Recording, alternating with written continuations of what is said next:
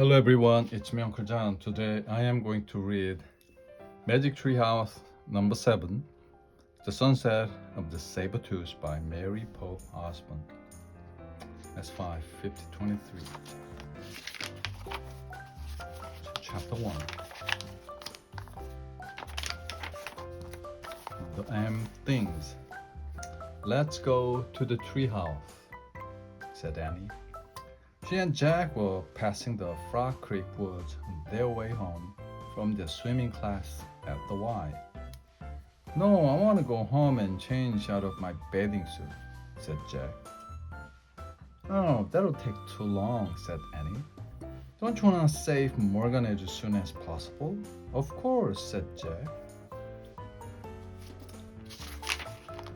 Then come on before the sun sets, said Annie. She darted into the woods. Jack sighed. He gave up on the idea of changing out of his bathing suit. He pushed his glasses into place. He followed Annie into the Frog Creek woods. The warm air smelled fresh and green. He moved through patches of sunlight and shadow. Soon he came to a small clearing. He looked up. There it was, the magic tree house, and the tallest tree in the woods. Hurry, called Annie. She was climbing the rope ladder up to the treehouse. Jack grabbed the ladder. He started off after her. Finally, they reached the treehouse. Squeak! A mouse sat on the window sill. Hi, Peanut, cried Annie. Jack patted the tiny head. Sorry we didn't come sooner, Annie said. But we had to go to our swimming lesson. Squeak! What happened while we're gone? Asked Annie, looking around the treehouse. Jack stared at the large M carved into the wooden floor. On the M were a moonstone and a mango, the special things they had found on their last two journeys. Hey, guess what? Said Jack. Moonstone and mango start with the letter M, just like Morgan. You're right, said Annie. I bet all 4 things start with an M, said Jack. Right, said Annie. I wonder where we will find the next one. She and Jack stared at the stacks of books in the treehouse. Books on the Amazon rainforest, ninjas, pirates, mummies, knights, and dinosaurs. All of them were closed. Only one book lay open in the corner. We're just about to find out, said Jack. They walked over to the open book. They looked at the page. The book was open too. It showed a picture of rocks and snow. Wow, said Annie, running her finger over the picture. I love snow. I wish we could go there right now.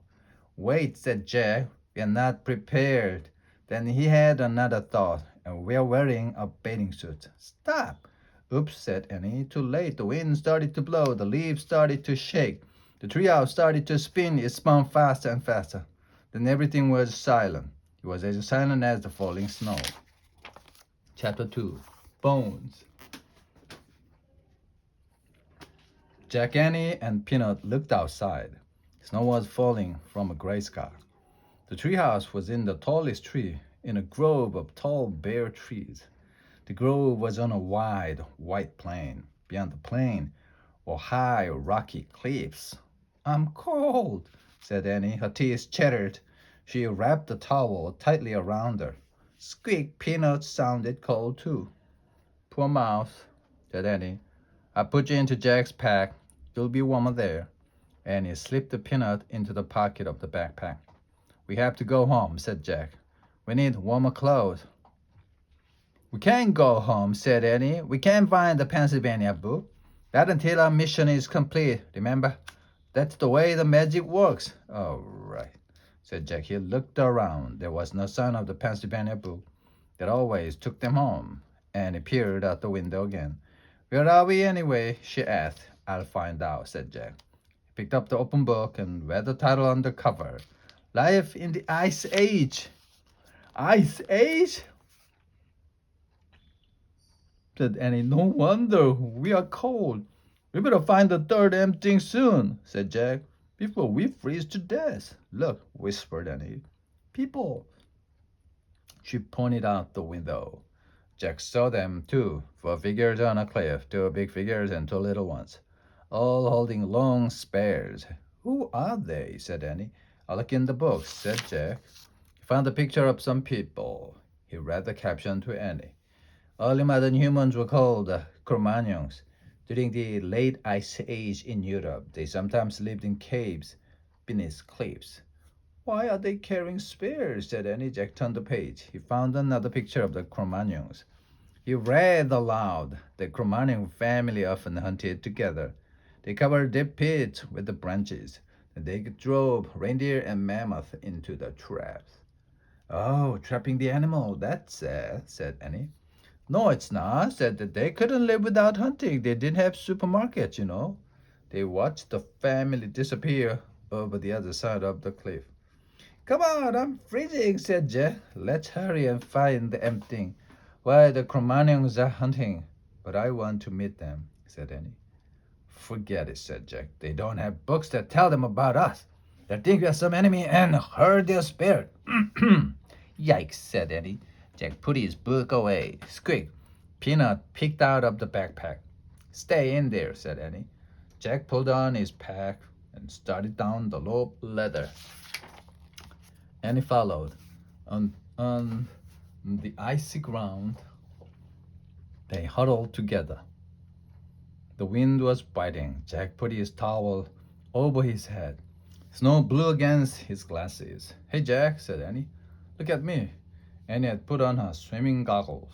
Now I can see, she said. Good thinking, said Jack. Now cover your head with your towel. Most of your body heat is losing to your head. Annie wrapped the towel around her head.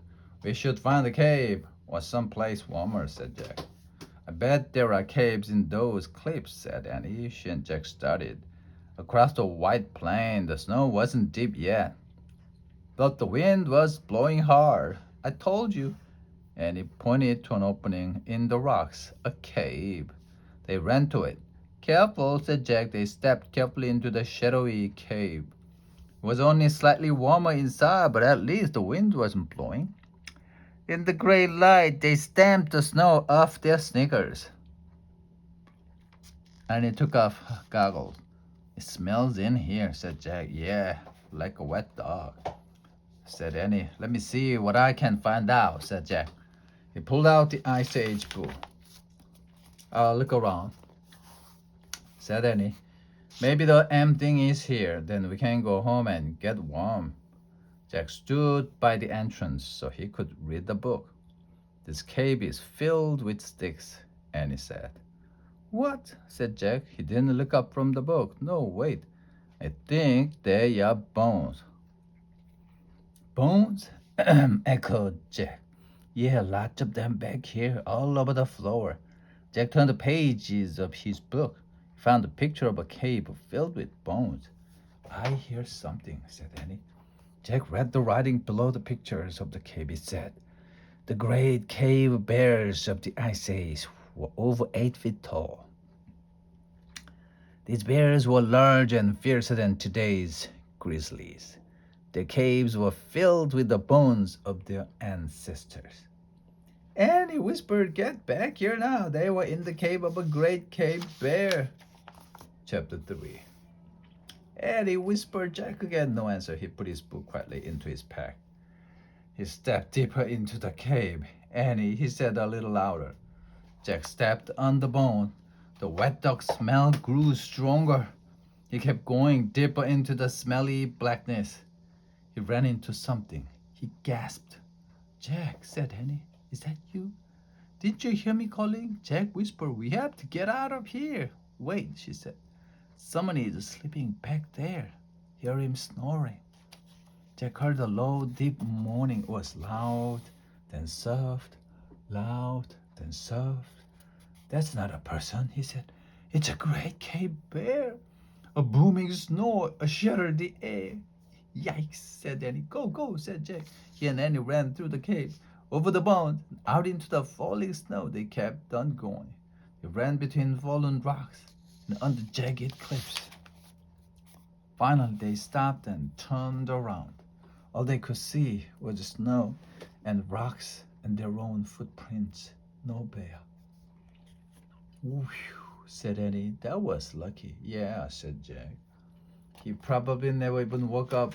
He just got in a panic. Annie huddled close to Jack. Brr, I'm freezing, she said. Me too, he said. He took off his glasses to wipe off the snow. The cold wind blew against his bare legs. Wow, Annie said. Look, she pointed to something behind Jack. What? Jack put his glasses back on and turned around. Under a cliff was a wide ledge. Under the ledge was another cave. Only this cave seemed to have a golden glow. This one looked cozy and safe and warm. Chapter 4, Cave Keys. Jack and Annie crept to the cave and peeked inside. Small flame danced from a bed of glowing coals. Near the fire were knives, axes, and hollowed-out stones. Animal skins were neatly stacked against the wall. People must live here, said Annie. Maybe it's the home of the Cro-Magnons we saw, said Jack, looking around. Let's go inside and get warm, said Annie. Jack and Annie moved quickly to the fire and warmed their hands. The shadows danced on the stone wall. Jack pulled out his Ice Age book. He found a picture of a cave. He read. Cro-Magnons made many things from animal, plants, and stone. They made a flute-like musical instrument from mammoth bone. They made groves by braiding plant fibers. They made axes and knives from stone. Jack pulled out his notebook and pencil. He started a list. Cro-Magnons made bone, flute, plant, rope, stone axes, and knives. Ta-da, said Annie. Jack looked up. Annie was wearing a coat. It had a hood and long sleeves. It went all the way down to her sneakers. Where did you get that? Well, Jack, from the pile of furry skins, said Annie, pointing. This must be their clothes. Maybe they are being mended. She picked up another coat and handed it to Jack. Try one, it's really warm, she said. Jack put his backpack and towel down on the hard dirt floor. He slipped on the coat. It did feel very warm and soft indeed. We look like cave kids, said Annie. Squeak, Peanut picked out up Jack's pack lying on the floor. You stay in there, said Annie. There is no teeny coat for you. Peanut vanished back into the pack. I wonder how they made these coats, said Jack. He turned the pages in the book until he found a picture of a Cro-Magnon of women sewing. He read, Cro-Magnons scraped the reindeer skins with flint rocks to make them soft. They used bone needles to sew the skins together for clothing. Jack added to his list. Reindeer skin clothes. I hope the cave people won't mind if we borrow their coats, said Jack. Maybe we should give them our towels, said Annie, to thank them. Good idea. And my goggles, too, said Annie. They left the gifts on top of the rest of the animal skins. Let's explore the cave before they come home, said Jack. It's too dark in the back, said Annie. We won't be able to see anything. I'll find out how Cro-Magnons sew in the dark, said Jack. He opened the Ice Age book. He found a picture of a cave people holding odd-looking lamps. He read aloud to Annie. Cro-Magnons made stone lamps. They hollowed out a rock, filled it with animal fat, and burned a wick made from moss. There, said Annie. She pointed to two stones near the fire. In the hollow of each was gooey white stuff and a pile of moss. We have to be careful, said Jack. He picked up one stone. It was smaller than a soup bowl, but much heavier. Jack held the stone close to the fire, and lit a piece of moss. He lit another lamp and gave it to Annie. Carried with two hands, he said. I know, she said. Jack tucked the book under his arm. He and Annie carried the stone lamps to the back of the cave. Hey, I wonder where this goes, said Annie. She held the lamp up to an opening in the wall. I'll check in the book, said Jack. He put down his lamp and flipped through the Ice Age book. I think it's a tunnel, she said. Be right back. Wait a second, said Jack. Too late, she had squeezed into the opening and was gone. Oh, brother, said Jack, sighing. He closed his book and peeked into the opening. Come back here, he said. No, you come here, said Annie. Her voices sounded far away.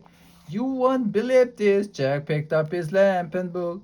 He ducked into a small tunnel. Wow, came Annie's voice. Jack could see her lamp flickering at the other end. Crouching down, he hurried toward her. At the end of the tunnel was a huge cavern with a high ceiling. Annie held the lamp close to the wall. Look, she said. Her voice echoed. Animals were painted on the wall in strokes of red and black and yellow.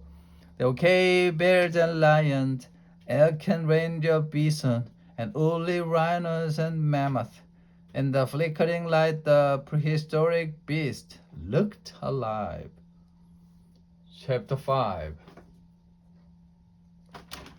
Snow Tracks. Wow, what is this place? Said Jack. Maybe it's an art gallery, said Annie. I don't think so, said it's too hard to get to. He read about the cave painting. These Ice Age beasts were painted 25,000 years ago. Cro-Magnons painted pictures of animals they hunted. They may have believed the painting would give them power over the animals.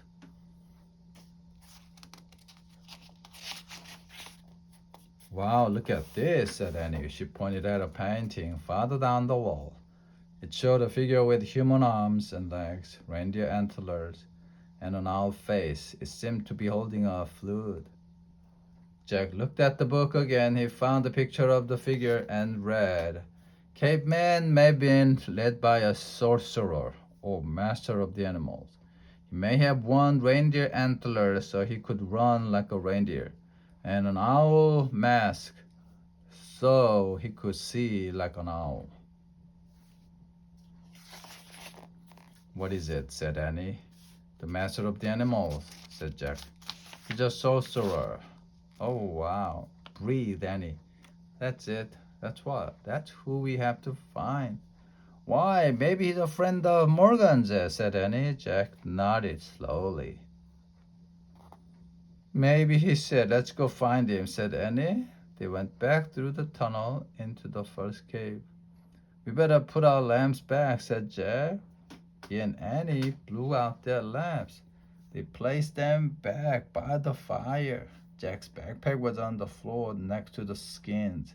He put the Ice Age book into it. How is Peanut? Said Annie. Jack looked into his pack. She's not here. He said, Oh, no, cried Annie. She must have crawled out when we were looking at the painting. Peanut, Jack called. Peanut, called Annie. Annie walked slowly around the cave, looking into the shadows. Jack peered around the fire and under each of the furry skin. Jack, come here, said Annie. She was standing near the entrance to the cave. The snow had stopped falling. In the snow were tiny cracks. Chapter 6. Song on the Wind. Peanut's tracks, said Annie. We have to find her before she freezes. She wrapped the reindeer coat around her and headed across the snow. Jack pulled on his backpack and followed. The mouse's tracks led them between the fallen rocks and back onto the open plain. The wind blew harder. Snow swirled over the ground, covering the tiny footprints. I can't see them anymore, wailed Annie. She and Jack now stood in the middle of the plain. They stared at the wind-swept snow. The mouse's tracks had vanished. Yikes, whispered Annie, staring up. Jack followed her gaze. On one of the cliffs was a tiger, a giant tiger with two long, sharp fangs. Oh, Sabertooth, said Jack. I hope he doesn't see us, whispered Annie. Me too, Jack whispered back. We better head back to the treehouse. Jack and Annie stepped very softly across the snow. Then Jack glanced back at the cliff. The Sabertooth was gone. Oh man, he said, where is it? Run to the trees, said Eddie. He and Annie started running. They ran over the snowy plain, heading toward the tall, bare trees in the distance. Suddenly, Jack heard a crack. The ground caved in, and Jack went with it, and it fell beside him. They crashed down onto a heap of branches, snow, and earth. They struggled to stand. Jack pushed his glasses into place. "You all right?" he asked Annie. "Yeah," she said. They both looked up. They were in a deep hole. Old Jack could see were gray clouds moving overhead. "This is a trap," Jack said. "The Cro-Magnons must have put branches over this hole. Then the snow hit the branches, so we didn't see them." "There is no way out," said Jack. She was right. They were helpless. The pit was too deep to climb out of. "I feel like a trapped animal." And he said, "Me too," said Jack. He heard a yowl in the distance. "The Sabertooth," whispered Annie. Jack pulled out the Ice Age book.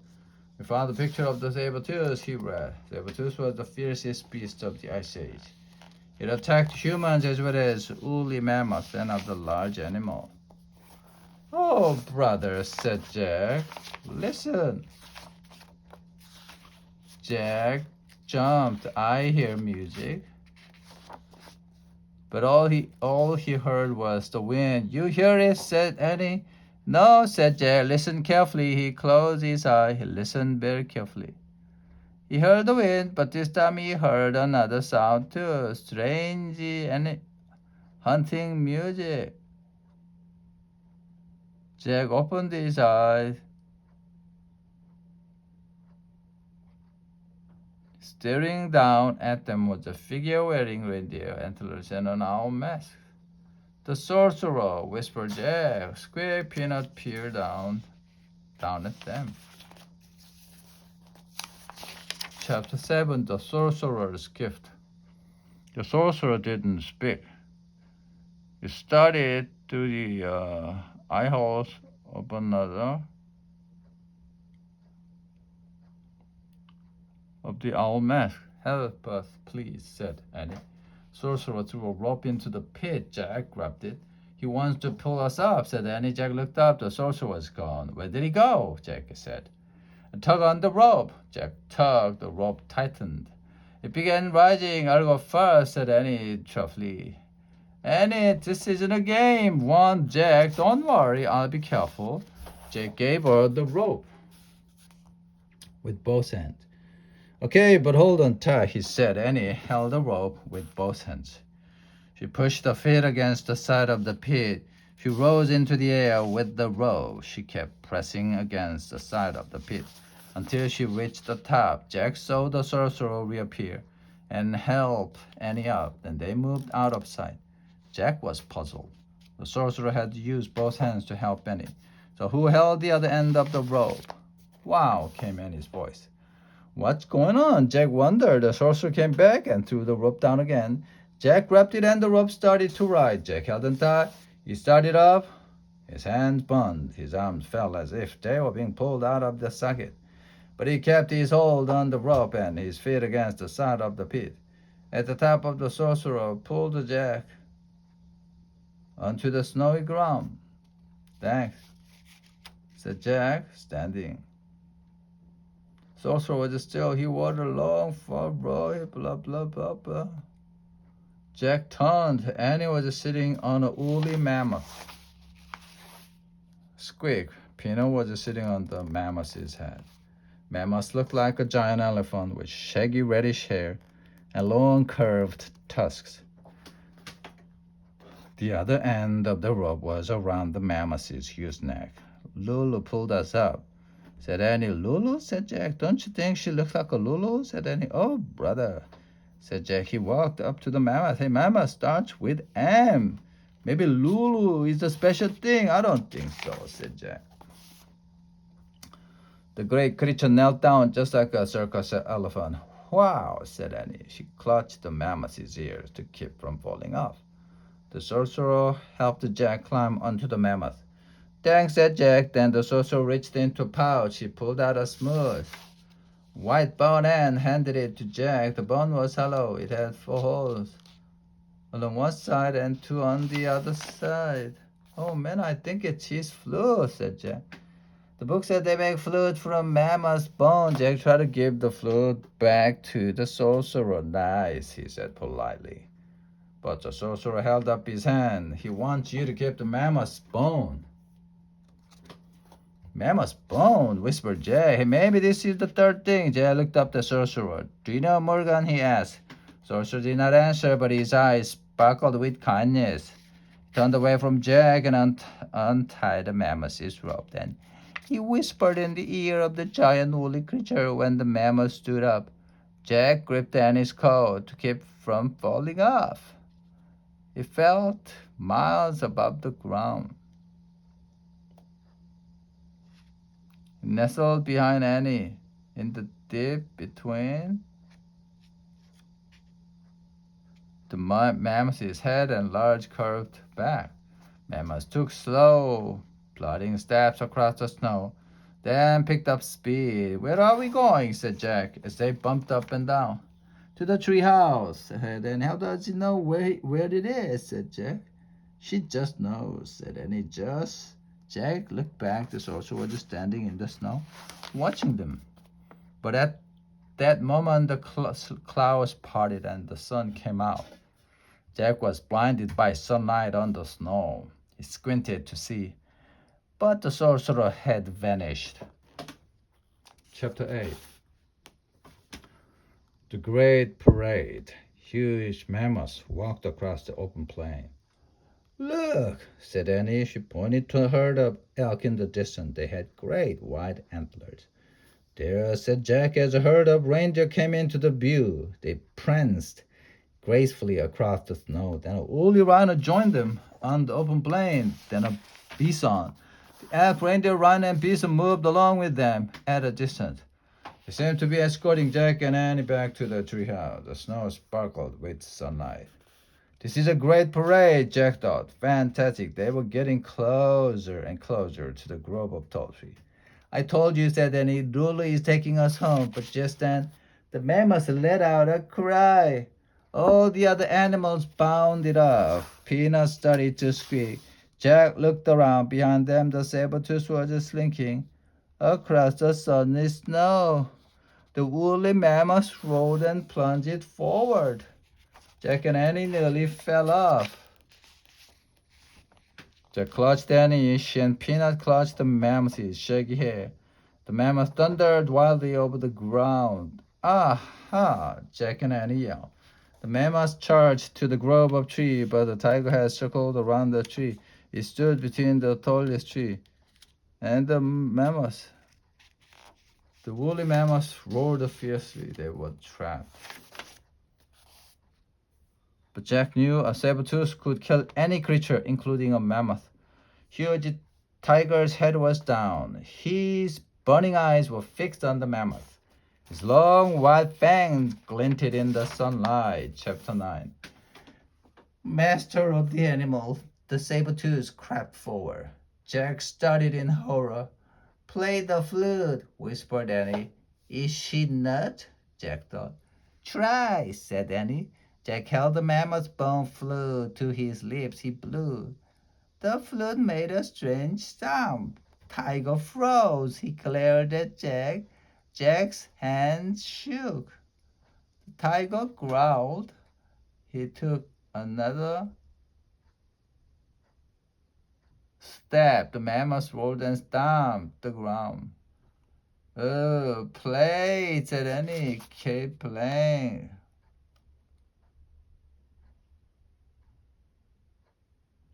Just Jack blew again. The saber-tooth froze again. Jack kept blowing until he ran out of breath. The tiger snarled. He's still here, whispered Annie. Keep it up. Jack closed his eyes. He took a deep breath, and he blew as hard and as long as he could. He covered and uncovered the holes on the bone. The music sounded strange, as if it were coming from another world. He's leaving, Annie whispered. Jack raised his eyes. The Sabertooth was slinking off toward the cliffs. "We did it," said Annie. Jack lowered the flute. He felt very tired. The mammoth waved the trunk happily. "To the treehouse, Lulu," said Annie. The woolly mammoth snorted, and she lumbered over to the tallest tree from the back of the animal.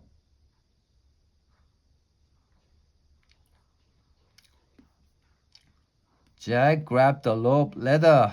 He held it for Annie. She stroked the mammoth's giant ear. "Bye, Lulu. Thank you," she said.